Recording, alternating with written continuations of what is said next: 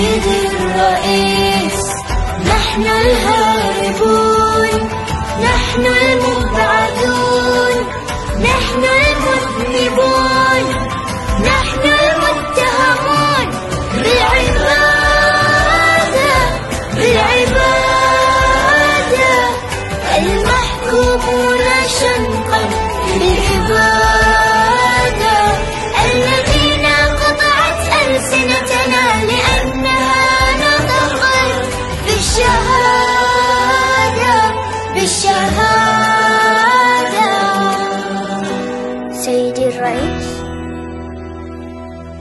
سنفطر في القدس عاصمة فلسطين، يكتبها رب الأمنيات العالقة بين يا ليت. سنفطر في القدس عاصمة فلسطين.